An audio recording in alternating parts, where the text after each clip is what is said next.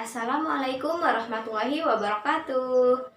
Halo adik-adik, perkenalkan nama kakak Iva Aminatul Mulisa dari Prodi PGSD SDKIP PGRI Bangkalan. Di sini kakak akan membahas buku tematik pertumbuhan dan perkembangan makhluk hidup tema 1 untuk SD atau MI kelas 3, mata pelajaran bahasa Indonesia, subtema 1, ciri-ciri makhluk hidup. Kira-kira apa sih makhluk hidup itu?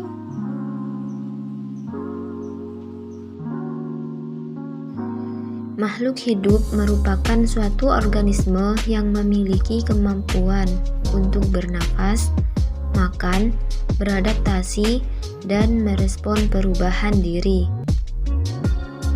Makhluk hidup dibagi menjadi 3, yaitu ada manusia, ada hewan, dan ada tumbuhan.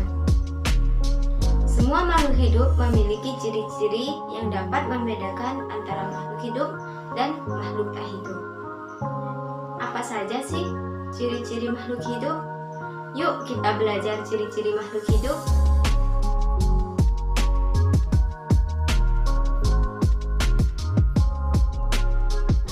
Ciri-ciri makhluk hidup yang pertama yaitu bergerak.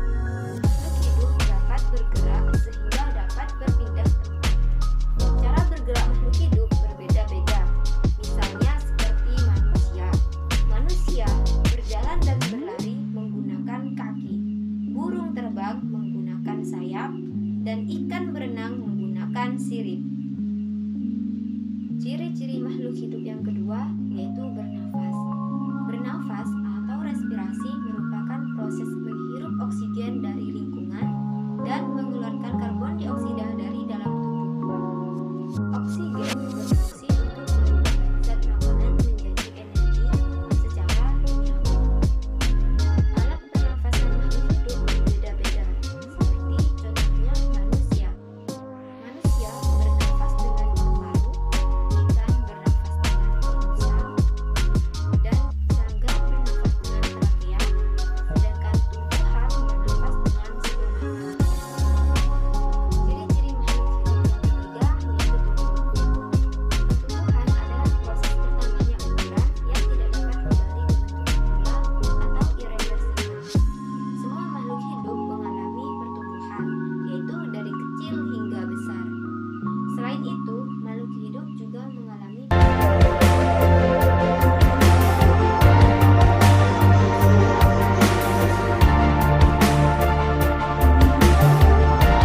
dengan munculnya bunga atau buah, sedangkan pada manusia dan hewan ditandai dengan perubahan suatu alat reproduksi yang siap untuk menghasilkan keturunan.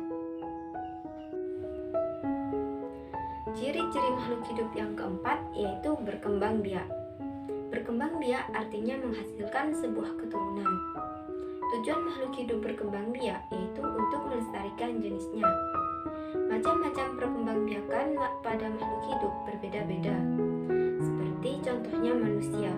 Manusia berkembang biak dengan cara melahirkan. Sedangkan pada hewan, perkembangbiakannya dibagi menjadi 3 kelompok, yaitu ada ovipar, vivipar, dan ovovivipar. Perkembangbiakan ovipar yaitu adalah perkembangbiakan dengan cara bertelur, seperti misalnya ayam.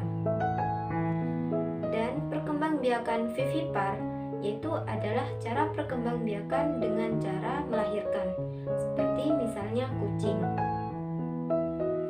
Dan perkembangbiakan ovovivipar yaitu adalah cara perkembangbiakan dengan proses bertelur dan melahirkan, seperti misalnya adalah ikan. Sedangkan perkembangbiakan pada tumbuhan yaitu dikelompokkan menjadi 2, yaitu ada perkembangbiakan generatif dan ada perkembangbiakan vegetatif.